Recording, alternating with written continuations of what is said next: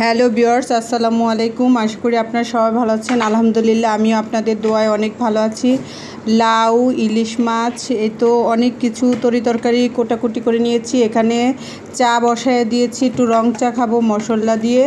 আর এখানে গরুর মাংস ভুনা করতেছি, একদম ঝুরা করে নাড়তে একদম ঝুরা করে ফেলেছি। আর এই যে চা দিয়ে দিয়েছি, ইলিশ মাছটা এখানে কষায় রেখে দিয়েছি। আর ওই পাশে পেঁপে আর লাউ একদম কোটাকুটি করে একদম সুন্দর করে ফ্রেশ করে ধুয়ে রেখে দিয়েছি ইলিশ মাছ দিয়ে রান্না করার জন্য। এখানে ভাত চড়াই দিয়েছি। এই তো আমি আমার তরকারিটা চড়াই দিয়েছি। এখন এই দেখো তরকারির কালারটা কত সুন্দর। এই যে লাউগুলো অনেক অলমোস্ট হয়ে গেছে। তো তোমাদের সাথে একটা ভিডিও শেয়ার করার জন্য চলে আসলাম, যে কালকে ভিডিও দিতে পারি নাই, এর জন্য আজকে ছোট্ট একটা ভিডিও নিয়ে চলে আসছি। তো ভিউয়ার্স, আমার ভিডিও যদি তোমাদের ভালো লাগে, তো আমার মাংসগুলো খুব সুন্দর হয়ে গেছে। তো এই যে লাউ ভাজি করে ফেললাম, আর এই তো পেঁপে আর ভাত এখানে হচ্ছে এই ইলিশ মাছগুলো দিয়ে দিব তরকারির ভিতরে। এখন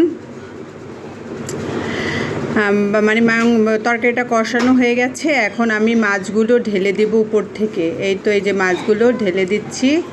দেখো কত সুন্দর হয়েছে তরকারি কালারটা। তো ভিউয়ার্স, আমি এত কষ্ট করে তোমাদের জন্য ভিডিও তৈরি করি তোমাদেরকে দেখানোর জন্য। তোমরা আমার ভিডিও যদি ভালো লাগে তাহলে একটু বেশি করে শেয়ার করে দিও এবং লাইক এবং কমেন্টস করো ভিউয়ার্স, কারণ আমি অনেক কষ্ট করে ভিডিওগুলো করি। তোমরা যদি আমার পাশে না থাকো, আমাকে যদি একটু সাপোর্ট না করো, তো আমি কিভাবে সাহস পেয়ে সামনের দিকে এগিয়ে যাব। তো তোমরা সবাই আমাদের জন্য দোয়া করবে। আর এই তো রান্নাবান্না শেষ করে একটু ঘোরাঘুরির জন্য বের হয়ে গেলাম, এক রিলেটিভের বাসায় যাব। এই জন্য এই তো বাসা থেকে বের হয়ে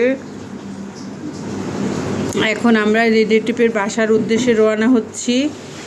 আর সামনে বসছে আমার আব্বু আর রাফি, তার পেছনে আম্মু, রায়দা আর রায়দার বাবা। এখন আমরা সেই রিলেটিভের বাসা যাওয়ার উদ্দেশ্যে রওনা হয়ে গেলাম। বাসায় রান্না করে রেখে আসছি, যে একটু ঘোরাঘুরি করে রিলেটিভের বাসায় একটু দেখা করতে যাব, কারণ একজন অসুস্থ রিলেটিভ আছে, তার সাথে দেখা করার জন্য যাচ্ছি। অসুস্থ রুগীকে দেখে আবার বাসায় চলে আসব, এসে খাওয়া দাওয়া করব। তো ভিউয়ার্স, আমাদের ভিডিও যদি ভালো লাগে তবে লাইক করে দিও। আল্লাহ হাফেজ।